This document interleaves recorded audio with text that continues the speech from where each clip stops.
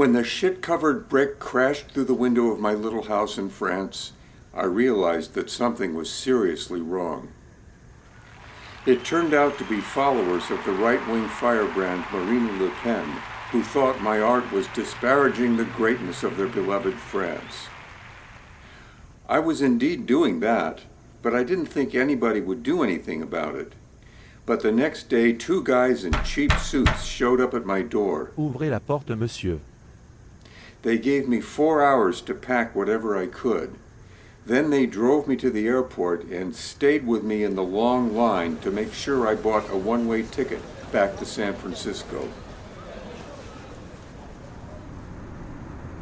I tried to stay calm during the flight. I couldn't help being angry about being thrown out of the country, and I couldn't help wondering what the future held for me. Thank God I hadn't been hasty about the big move, and I had sublet my studio. Within a few days, I was back at work.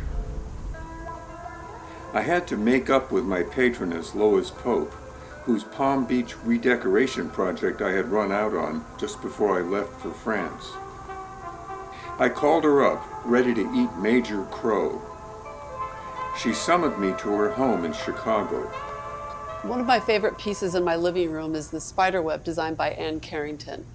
It consists of bugs. I took a freebie painting with me. Even the rich can be won over by something for nothing, or maybe especially the rich. And I'm very inspired by her work, so we had it specially designed above the fireplace. Anyway, she laughed off my behavior. Eclectic. I love to collect things. I've seen plenty of hissy fits in my life, she said, and of course you artists are notoriously temperamental. I love looking at my and photographs. best of all, she put me back to work on filling yet another remodeled room with my art. I started in on it as soon as I got back to San Francisco. One day I was altering a painting I had done that she decided she didn't like. She wanted one of the figures to be facing differently. I don't know what the hell was going on in her head, but it wasn't for me to ask. And the phone rang. Oh God, it was Dushana, after these many months. She'd had a bad breakup with her big-head boyfriend in Paris. He stole everything of hers that he could carry. She had to beg her parents for plane fare to get back to the States. Would I possibly forgive her? I said yes, and she came right over from the Green Tortoise Youth Hostel in Chinatown where she was staying. And we picked right back up from where we left off. She'd had such a hard time. She showed me her little sketchbook, which was so innocent it made my heart swell. She started painting again after a while, got another show of her work.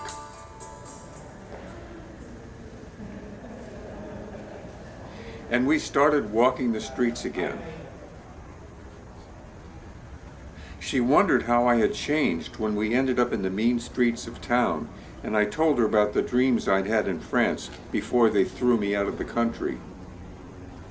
She did like some of the paintings I was doing now, said it combined some of the best with some of the worst, and maybe that was a different kind of artistic vision. And life went on. I was doing still more work for Lois Pope. Dushana and I both opened up more. She told me about her insecurity as a creative person. I told her about the frustration that came from supporting myself on art. And then one day, very bizarre things started happening.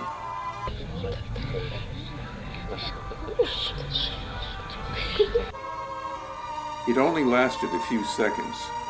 I went back to work, and soon it started again.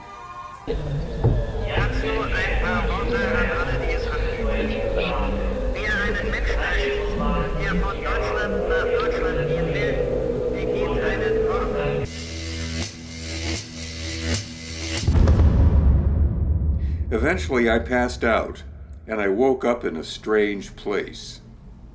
Dushana had brought me here. Later I learned that she had been afraid I might hurt myself, or her, so she did what she thought was best. I'm a bad person. I don't deserve to be happy. It's not true. You deserve to be happy.